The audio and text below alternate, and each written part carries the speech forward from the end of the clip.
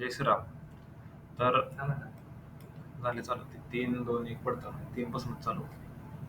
जय श्रीराम. तर आज आपण मार्केटमध्ये नेक्स्ट वीक काय मुवमेंट येईल हे आपण बघूया. मार्केटमध्ये मार्केट फुल्ली स्ट्रक्चर बुलिश आहे आणि मार्केट हायर हाय बनवत वर चाललेलं आहे आणि मार्केटमध्ये आत्ता एका रेंजमध्ये होतं आणि त्या रेंजचा आत्ता ब्रेकआउट आलेला आहे. तर ह्या सिच्युएशननुसार आपण आत्ता बुलिशच आहे. म्हणजे मला असं वाटतंय की मार्केट अशी एक कॅन्डल बनवल आता, थोडी खाली येऊन परत वर जाईल. आता ह्यासाठी आपल्याला वीकलीमध्ये बघितलं पाहिजे की कसं काय सिनेरिओ आहे. सॉरी, डेलीमध्ये. तर आपण डेलीमध्ये बघूया काय करू शकतोय, कशी एंट्री प्लॅन करू शकतोय. तर हा रेजिस्टन्स एरिया आहे. ह्याला मार्केटनं पहिला ब्रेकआउट देऊन परत एक फेकआउट दिल्यागत झालं, पण नंतर मार्केट इथं सस्टेन इथं मार्केटने एक सपोर्ट घेतला आणि मार्केट पुन्हा एक मुवमेंट दिली. आता ही जी मुवमेंट आल्या ती 0.5% वरून आल्या आणि इथंच EMA पण आहे आणि ही जी कॅन्डल बनल्या ही NFP डेची कॅन्डल आहे आणि NFP झाल्यानंतर मार्केट एक चांगलं मुवमेंट करते आणि वन डायरेक्शनल मुवमेंट करते. आता ती वन डायरेक्शनल मुवमेंट आपल्याला पण कॅच करायचे. तर त्यासाठी काय सिनारिओ झाल्यावर आपण काय करू शकतोय हे बघूया. तर 4 मध्ये आलो आपण.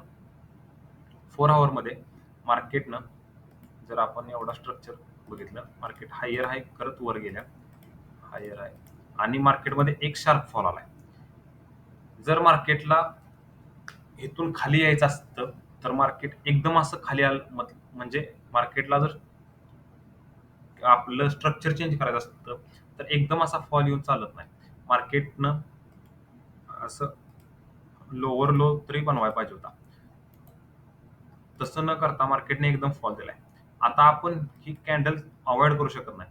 म्हणजे जर ह्या कॅन्डलच्या 50% पर्यंत आलं, म्हणजे 50% पर्यंतच आहे आता, तरी ह्या कॅन्डलला अवॉइड करू शकत नाही. इथून पण एक रिव्हर्सल सेलिंग येऊ शकते. त्याच्यामुळं पण ही छोट्या टाइम फ्रेमवर, म्हणजे एक इंट्राडेसाठी हे आपण प्लॅन करू शकतोय असं. पण ही स्विंगसाठी प्लॅन करू शकत नाही. तर स्विंगसाठी आपल्याला स्ट्रक्चर हे बुलिशच बघावं लागेल.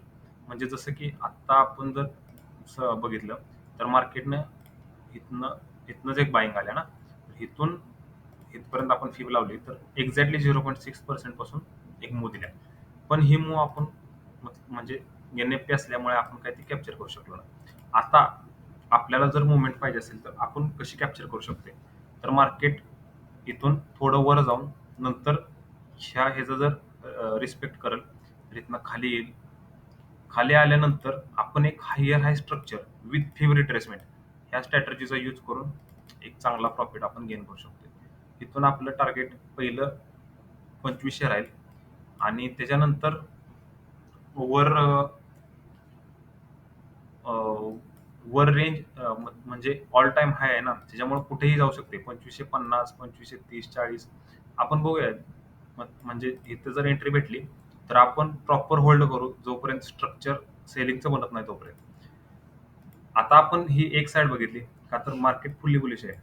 पण दुसरी साइड पण आपण बघायला पाहिजे.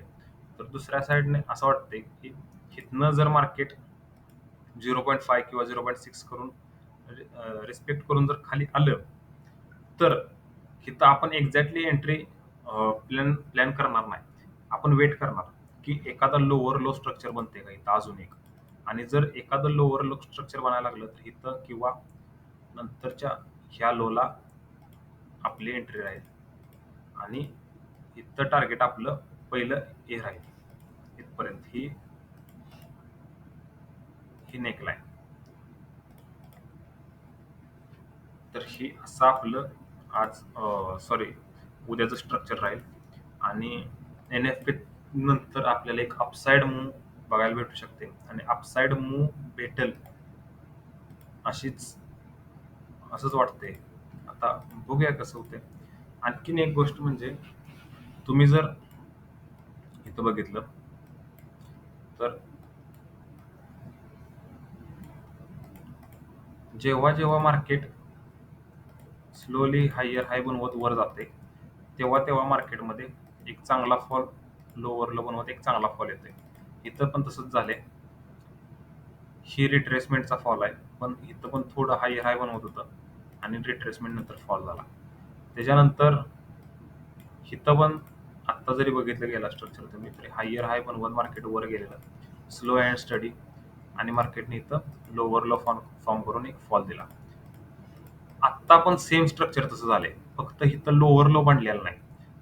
त्याच्यामुळं आपण आत्ता बुलिश आहे, आणि जर लोवर लो बनला तर थोडंसं आपण रिट्रेसमेंटसाठी इथपर्यंत असं बघू शकतोय. पण तुम्ही जर मार्केट जिथून फॉल केले ती जर बघितलं, तर जसं की मार्केटमध्ये इथं पहिला फॉल आला, नंतर हा रिट्रेसमेंटचा फॉल आहे, नंतर हा एक फॉल आला. हा आपण पर्यंत कॅप्चर करूया. तर ह्याच्यापेक्षा हा कमी आहे, आणि आत्ताचा जो आलाय तो पण तोही ह्या दोघांपेक्षा कमीच आहे. त्याच्यामुळे इथं हे इंडिकेट होते की सेलर आता तरी मार्केटमध्ये एवढ्या प्रमाणात नाही. आता उद्या जर लोवर लो स्ट्रक्चर बनलंच तर मात्र आपण सेलिंगचा विचार 100% करणार, फक्त इंट्राडे साठी. आपण स्विंग जो ट्रेड घेणार आहे तो बाय साइडच राहील, आणि त्यासाठी आपण वेट करणार. सोमवार जाऊ द्या, मंगळवार जाऊ द्या, त्याचा आपण वेट करू. डेली कॅन्डल उद्याची आपण कशी बनते ह्याचा पण वेट करू स्विंगसाठी. आता अजून एक तुम्हाला सांगायचं म्हणजे हे झालं गोल्डचं. त्याच्यानंतर US30. US30 मध्ये जर तुम्ही बघाल तर US30 मध्ये चांगलाच फॉल आलेला आहे, आणि मार्केट फॉल करायच्या अगोदर डबल टॉप पॅटर्न बनवला आहे, आणि हा डबल टॉप ऑल टाइम हायला बनवला आहे. आता जर तुम्ही बघितलं तर आपण जर लेवल काढल्या तर मार्केटला ही ही एक रेजिस्टन्स लेवल आहे, जिथून मार्केट पहिल्यांदा ब्रेकआउट करून ऑल टाइम हाय टच केला. त्याच्यानंतर ही रिट्रेसमेंट टाईप झाली.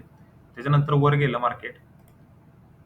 पहिल्यांदा तिथून एक अपसाइड ब्रेकआउट देऊन अपसाइड मुवमेंट केली, नंतर रिट्रेसमेंट झाली.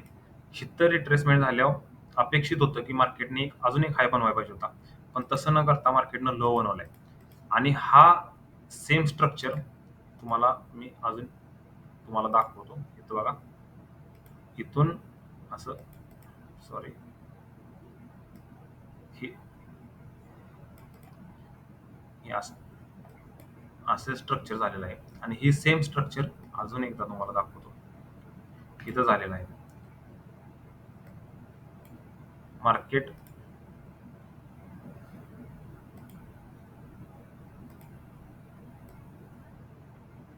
मार्केटमध्ये हा रेजिस्टन्स होता, ह्याच्या अगोदर ऑल टाइम हाय झाला नव्हता, हा रेजिस्टन्स होता, आणि खालून ट्रेंड लाईन एक येत होती अशी.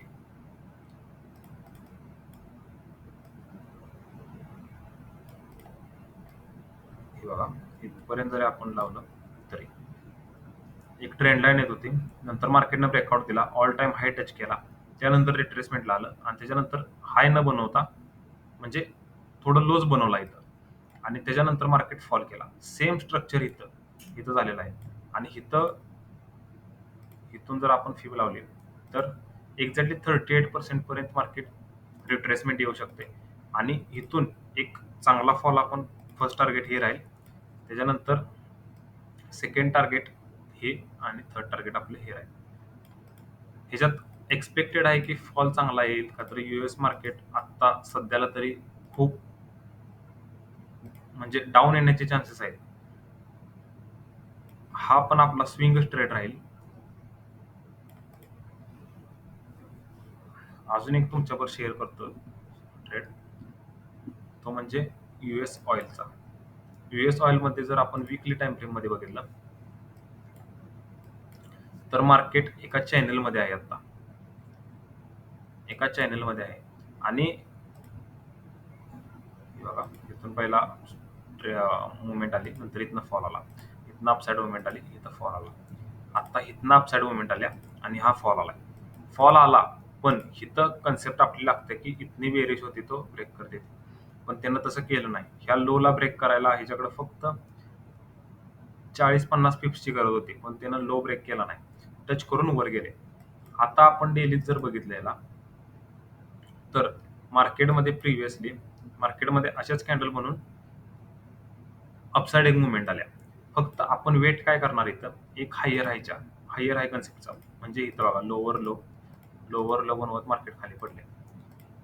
इथं जेव्हा हायर हाय बनेल तेव्हा आपण ह्या रिट्रेसमेंटला ट्रेड घेऊ आणि टार्गेट आपलं हे राहील किंवा अजून मोठं राहील.